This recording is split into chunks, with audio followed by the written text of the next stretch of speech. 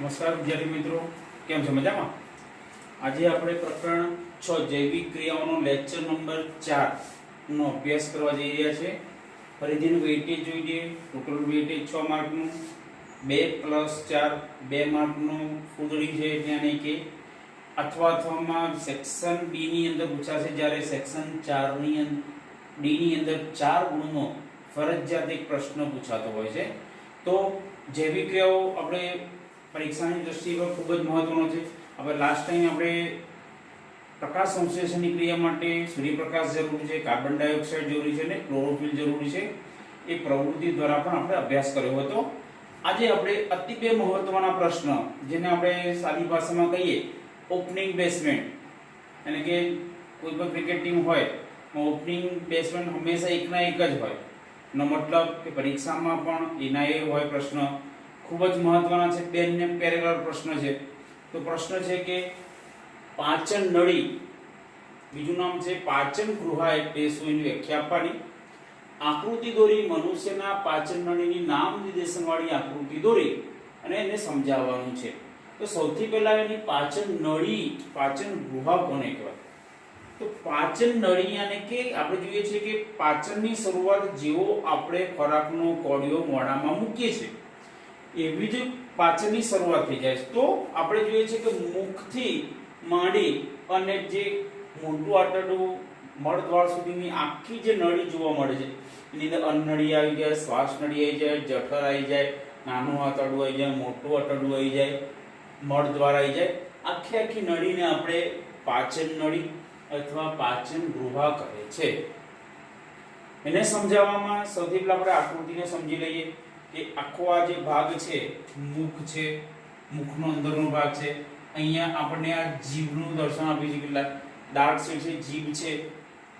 અહીંયા અન્નનળી છે, અન્નનળીના પેરેલલ જ અહીંયા આપણને શ્વાસ નળી પણ જોવા મળે છે અને બંને ઘાટી ઢાંકણથી રક્ષાયેલી હોય, યાની કે જ્યારે શ્વાસ જતો હોય ત્યારે અન્નનળી શ્વાસ જડે એ બંનેના ઘાટી ઢાંકણથી, યાની કે અન્નનો દાણો શ્વાસ નળીમાં ન જતો રહે, અન્ન જાય એટલે શ્વાસ નળીનું ઢાંકણ બંધ થઈ જાય, શ્વાસ જાય એટલે અન્નનળીનું આ રીતના ઘાટી ઢાંકણ ખોલ બંધ થાય. એના કારણે શું થઈ જાય છે કે ખોરાક શ્વાસ નળીમાં નથી. ઘણી વખત આપણે જોઈએ છીએ કે જમતી વખતે ખાંસી આવે છે.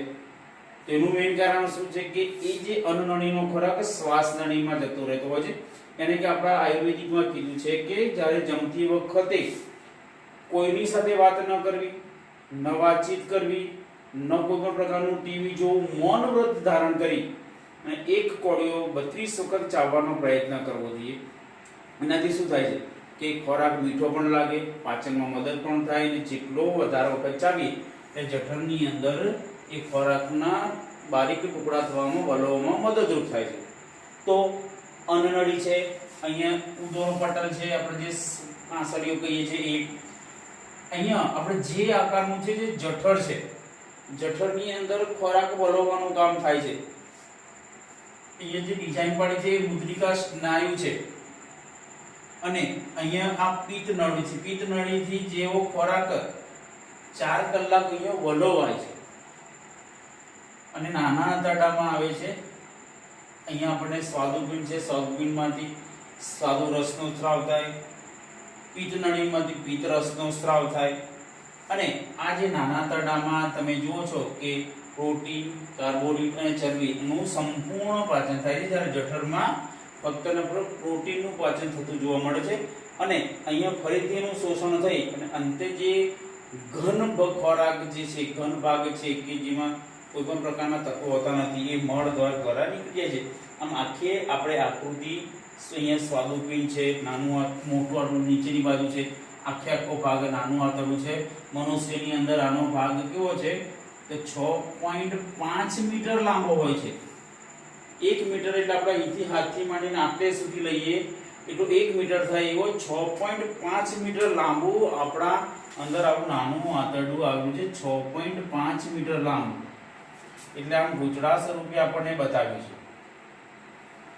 આમ આકૃતિ દોરી, બધા નામ નિર્દેશન કરવાના અને એની સમજણ આપવાની. તો સૌથી પહેલા સમજણની અંદર આપણે જોઈએ છીએ કે પાચન નળી અને સહાયક પાચક ગ્રંથિ આમ બે ભાગની અંદર પાચનની રચના, ખાસ ધ્યાન આપજો, અહીંયા મેં હાઇલાઇટ કર્યું છે કે પાચનની રચના. બીજો પેરેગ્રાફ પ્રશ્ન છે કે પાચનની પ્રક્રિયા. સહેલો પ્રશ્ન છે રચના, જરૂર અઘરો પ્રશ્ન છે પાચનની પ્રક્રિયા. ઘણા લોકો પાચનની પ્રક્રિયા પૂછાય છે તો પણ રચના લખે છે કે સહેલો લાગે છે. મૌલિક લખવાનું ખાસ ધ્યાન રાખવાનું, આકૃતિ બંનેમાં દોરવાની છે. પહેલા જે અંદર કયા કયા ભાગો આ પાચન નળીની અંદર મુખ્ય ભાગ છે? મુખ, અન્નનળી, જઠર, નાનું આંતરડું અને મોટું આંતરડું. આટલા મુખ્ય ભાગો છે. સહાયક પ્રાચક ગ્રંથિ તરીકે આપણે અહીંયા અંદર લાળ ગ્રંથિ આવેલી છે, આ યકૃત ગ્રંથિ અહીંયા આવેલી છે અને અહીંયા સ્વાદુપિંડ ગ્રંથિ આવેલી છે જે ઉત્સેચકોનો જરૂરિયાત મુજબ સ્ત્રાવ કરે છે. આપણે આગળ જોઈશું. આમ બે ભાગની અંદર રચના છે, પાચન નળી અને સહાયક પ્રાચક ગ્રંથિ. સૌથી પહેલા આપણે મુખની વાત કરીએ તો આપણે જોઈએ છે કે મુખની અંદર આપણે જોઈએ છે કે દાંત અને જીભ આ બે વસ્તુ આવેલી હોય છે. દાંત પોતે કાર્ય શું કરે છે કે ખોરાકના મોટા ટુકડાને નાના બારીક ભાગમાં કાપવા, ચાવવા અને દળવાનું કામ કરે છે. કાપવાનું, ચાવવાનું અને દળવાનું. એટલે આપણે કેટલા છે 32 વખત ચાવવાનું કહીએ છીએ. જીભ છે એ જીભ શું કહે છે કરે છે કે જે મોઢામાં જે લાળ ગ્રંથિ છે, લાળ ગ્રંથિમાંથી આ ટાઈપનો એમાઇલેજ ઉત્સેચક આવેલો હોય છે. એ ઉત્સેચક લાળને ખોરાકની અંદર ભેળવે છે. જીભ પોતે ખોરાકની અંદર લાળ ભેળવે છે એટલે ખોરાક મીઠો લાગે છે. જેટલો બારીક થાય, જેટલો લાળ અંદર ભળે એટલો જ ખોરાક કેવો લાગે? મીઠો લાગે. અને એ દાંત અને જીભ વાળો ખોરાક છે, દળેલો ખોરાક ધીરે ધીરે ધીરે અન્નનળી દ્વારા ધીરે ધીરે ક્યાં ગાળી આવે? જઠર આવે છે. તો અન્નનળીનું કામ શું છે કે મુખની અંદર જે ખોરાક છે એ ખોરાકને અન્નનળી દ્વારા જઠરમાં લઈ જવાનું કાર્ય કરે છે. બીજો પોઈન્ટ વધી ગયો અન્નનળી. અન્નનળીનું સિમ્પલ અને સોબર કે મુખ ગ્રહમાંનો ખોરાકનો અન્નનો કણ જઠર સુધી લઈ જવામાં કામ કરે છે. ની અંદર વચ્ચે શ્વાસનળીને અન્નનળી ગાંઠી ઢાંકણ અંદર આવેલું છે. ત્રીજો મહત્વનો મુદ્દો છે જઠર. જે આકારનો આકાર, એનો આકાર કેવો છે? આમ કરીને જે આકારનો છે. એની વિશેષતા છે કે એની અંદર મુખ્યત્વે શ્લેષ્મ, મંદ, HCl અને પેપ્સિન ઉત્સેચક આવેલો હોય છે. આપણે ડિટેલમાં આગળ જોઈશું. ફક્ત જઠરની અંદર કઈ વસ્તુ? શ્લેષ્મ, મંદ, HCl અને પેપ્સિન નામના ઉત્સેચક આવેલા છે. અને આ કોનું પાચન કરે છે? તો પ્રોટીનનું અંશત પાચન કરવાની શરૂઆત થાય છે. જઠરમાં આપણે આટલું કરીશું કેમ કે રચના છે એટલા માટે. નાનું આંતરડું, નાનું આંતરડાની અંદર મનુષ્યની અંદર લંબાઈ આશરે 6.5 મીટર જેટલી લાંબી છે. આ નાના આંતરડાની અંદર અહીંયા જે ખોરાક છે અપાચિત ખોરાક એ મુદ્રિકા સ્નાયુ દ્વારા જે જઠરમાં જે 6 કલાક વલોવાય છે એ એકદમ નાના આંતરડામાં નથી જતો. એના જે સ્નાયુ છે એને પકડી રાખે છે અને ધીરે ધીરે સંકોચન, પરિસંકોચન દ્વારા નાના આંતરડામાં લઈ જાય છે. નાના આંતરડાની લંબાઈ કેટલી છે? 6.5 છે. ત્યાં કાર્બોદિત, પ્રોટીન અને ચરબી આનું સંપૂર્ણ પાચન થતું જોવા મળે છે. જ્યારે તમે જુઓ છો કે એમાંથી પણ સ્વાદુપિંડમાંથી ઉત્સેચકોનો સ્ત્રાવ થાય છે. અને આ જે છે જુદા જુદા પ્રાણીઓની અંદર જુદા જુદા પ્રકારનું હોય છે. જેમ કે ઘાસ ખાતા જે પ્રાણીઓ હોય એ ઘાસનું પાચન થવું, સેલ્યુલોઝનું પાચન થવું અઘરી કામ છે. એવા પ્રાણીઓની અંદર આ જે નાનું આંતરડું ખૂબ મોટું જોવા મળે છે. પણ જે માંસાહારી પ્રાણીઓ છે કે જે માંસ છે, માંસનું પાચન ઝડપથી થાય છે. તો એવા પ્રાણીઓની અંદર નાના આંતરડાની લંબાઈ નાની જોવા મળે છે. એમ ખોરાક ઉપર ડિપેન્ડ છે કે કેવો ખોરાક લે છે. આપણે પણ તમે જોયું કે ખોરાક રાંધીને ખાઈએ છીએ. અમુક શાકભાજી ખાઈ શકાય, જેમ કે ભીંડા છે, ભીંડાને કાચા ન ખાઈ શકાય, પેટમાં દુખે. કઠોળ છે, કઠોળને બાફીને ખાવું પડે, કોઈ કાચા ખાવ તો પેટમાં દુખે. આમ આપણું જે શરીર છે એની પણ લિમિટેશન છે કે એ શું છે કે એ ચોક્કસ ખોરાકનું જ પાચન કરે છે. નાનું આંતરડાની વાત કરી અને પછી મોટું આંતરડું જે ખોરાકનું પાચન કરે ને અર્ધપ્રાચિત જે ખોરાક છે ત્યાં જાય છે મોટા આંતરડામાં. ત્યારે ફરીથી એનું પરિશોષણ થાય છે, પાણીનું શોષણ થાય છે અને જે કચરા છે ઘન સ્વરૂપે ફેરવે છે અને મળ દ્વાર દ્વારા એને બહાર કાઢે છે. આટલી આપણે પાચન નળીની રચનામાં આટલા ભાગોની આપણે ડેફિનેશન કરીશું. લાળ ગ્રંથિની વાત કરીએ, સહાયક પાચક ગ્રંથિ. પરીક્ષામાં પૂછાય છે કે પાચન ગૃહ એટલે શું? સહાયક પાચક ગ્રંથિ સમજાવતા તો રચના લખવાની જરૂર નથી. પેલી છે લાળ ગ્રંથિ. તો લાળ ગ્રંથિમાં એમાઇલેઝ નામનો ઉત્સેચક છે, એ સ્ટાર્ચનું માલ્ટોઝ શર્કરામાં રૂપાંતર કરવાનું કાર્ય કરે છે. યકૃત છે, એમાંથી તમે જુઓ છો કે એક લીલા કલરનો જે નો સ્ત્રાવ થાય છે, પોતે કામ શું કરે છે કે જે જઠરની અંદર એસિડિક ખોરાકને આલ્કલી બનાવવાનો પ્રયત્ન કરે છે. એસિડિક ખોરાકને આલ્કલી બનાવવાનું કરે છે. પિત્તરસમાંથી, યકૃતમાંથી પિત્તરસ જે એસિડિક ખોરાકને આલ્કલી બનાવે છે અને ચરબીના મોટા ગોલકોને નાના ગોલકોમાં વિભાજિત કરે છે, જેને તૈલોદીકરણની પ્રક્રિયા કહે છે. અને એનાથી શું થાય છે કે પાચન ઝડપથી થાય છે. અને સ્વાદુપિંડ છે, સ્વાદુપિંડમાંથી પણ તમે જુઓ છો કે સ્વાદુરસનો સ્ત્રાવ થાય છે, જે પ્રોટીનનું ટ્રિપ્સિનમાં, કાર્બોદિતનું એમાઇલેઝમાં અને ચરબીનું લાઇપેઝમાં રૂપાંતર કરે છે. આમ પાચન નળીની જે વાત કરીએ છીએ એમાં પાચન નળીની અંદરની વ્યાખ્યા, પાચન નળી, સહાયક પાચક ગ્રંથિનો ઉલ્લેખ કરવો પડે. બીજો પ્રશ્ન છે આજનો, એનો એ છે કે મનુષ્યની પાચન નળીની નામ નિર્દેશન વાળી આકૃતિ દોરી પાચનની પ્રક્રિયા વર્ણવો.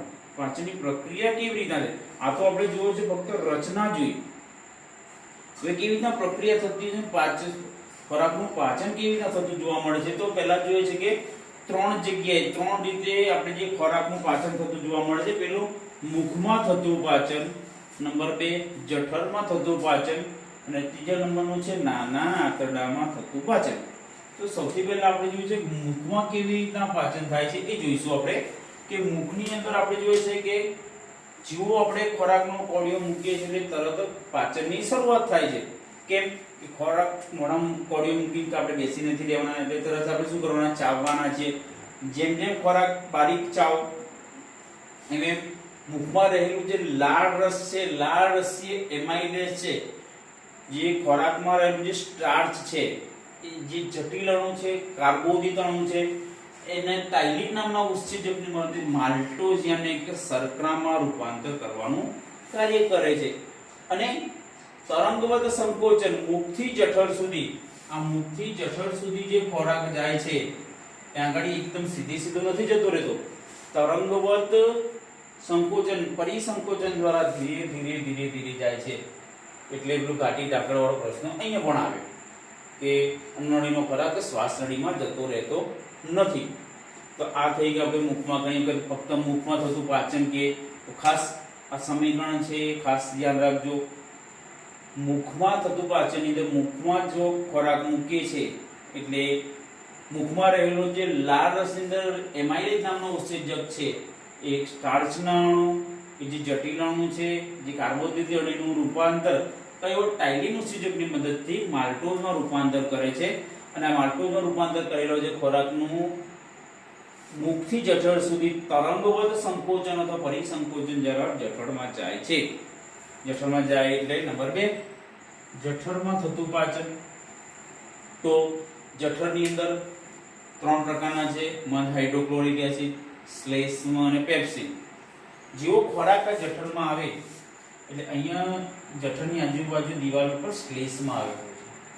શ્લેષ્મ એક પ્રકારનું રક્ષણાત્મક આવરણ છે. કેમ રક્ષણાત્મક આવરણ? જે મંદ હાઇડ્રોક્લોરિક એસિડ છે એની અસરથી જઠરને નુકસાન ન થાય. થઈ ગઈ શ્લેષ્મની વ્યાખ્યા. કામકાજ થઈ ગયું. એ શું કરે છે કે જઠરને રક્ષણનું કાર્ય કરે છે. મંદ HCl જેવો જોઈએ છે, આપણે વાત કરી કે ખોરાકની અંદર એસિડિક, આપણે જોઈએ છે કે આપણા ભારતીય ખોરાકની અંદર પ્રત્યક્ષ અને પરોક્ષ રીતે ખટાશનું પ્રમાણ હોય છે. દાળની અંદર હોય, શાકની અંદર હોય. શાકની અંદર ટામેટા સ્વરૂપે હોય, દાળની અંદર આંબલી હોય, ટામેટા હોય, લીંબુ હોય. આ સ્વરૂપે આપણે ખટાશ ઉમેરીએ છીએ. આપણા ગુજરાતની અંદર ખાધા પછી છાશ પીવાનો રિવાજ છે. તો વન ટાઈપ શું છે કે ખોરાકને આપણે વધારે પડતો એસિડ મય બનાવવાનું કરીએ છીએ એટલે ખોરાકનું પાચન ઝડપથી થતું જોવા મળે છે. તો આજે મંદ હાઇડ્રોક્લોરિક એસિડની મદદથી ખોરાક શું થઈ ગયું? ઝડપથી પાચન થાય છે, એસિડમય બને છે. આપણે આગળ શીખી ગયા, જો વધારે પડતું એસિડ ઉત્પન્ન થાય તો એસિડિટી ઉત્પન્ન થાય છે. એના માટે પ્રતિ એસિડ પદાર્થ લેવા પડે આપણને. અહીંયા બળતરા બળે, ખાટા ઉડકાર આવે, ધેટ મીન્સ કે એસિડિટીના બધા લક્ષણો છે. એ મંદ હાઇડ્રોક્લોરિક એસિડ છે, ખોરાકને એસિડમય બનાવે, અને પેપ્સિન ઉત્સેચક છે જે ખોરાકમાં રહેલા પ્રોટીનના અંશતઃ પાચનની શરૂઆત કરે છે. જે અંદર પેપ્સિનોજન ઉત્સેચક રહે છે. જઠરમાં પાચન માટે 3 વસ્તુ જરૂર છે: મંદ હાઇડ્રોક્લોરિક એસિડ, શ્લેષ્મ અને પેપ્સિન. એ પેપ્સિન શું કે નિષ્ક્રિય પેપ્સિનોજનને સક્રિય પેપ્સિનમાં ફેરવે છે. આમ પ્રોટીનના પાચનની શરૂઆત જઠરથી થાય છે. આટલું આપણે ક્યાં લખવું પડે? જઠરમાં લખવું પડે. ત્રીજો મુદ્દો છે નાના આંતરડામાં થતું પાચન. ખૂબ જ મહત્વનું છે. નાનું આંતરડાની અંદર તો સૌથી પહેલા આપણે 3 વસ્તુ છે કે નાના આંતરડાની અંદર કાર્બોદિત, પ્રોટીન અને ચરબીનું સંપૂર્ણ પાચન થઈ જાય છે. એમાં 3 રીતે થાય છે: પિત્તરસ, સ્વાદુરસ અને આંત્રરસ. આમાંથી ટૂંકો પ્રશ્ન પણ પૂછી શકાય છે. એકલું નાના આંતરડામાં થતું પાચન સમજાવો, કારણ કે એ ખૂબ ઇમ્પોર્ટન્ટ છે. તો આપણે વાત કરી કાર્બોદિત, પ્રોટીન અને ચરબીનું સંપૂર્ણ પાચન થાય છે પિત્તરસ. તો ક્યાંથી સ્રવે છે? તો યકૃતમાંથી સ્રવે છે. કે જે યકૃત આપણે જોઈએ છે કે એનો ભાગ અહીંયા જે છે આ આખું આ ઉદરોપટલની નીચે અને જઠરની વચ્ચે આ ગ્રંથિ આવેલી હોય છે. એક કામ શું કરે છે? એસિડિક ખોરાકને આલ્કલીમાં ફેરવે, એટલે કે બેઝિક સ્વભાવમાં ફેરવે. એટલે શું થઈ જાય કે એસિડિટી થઈ જાય છે.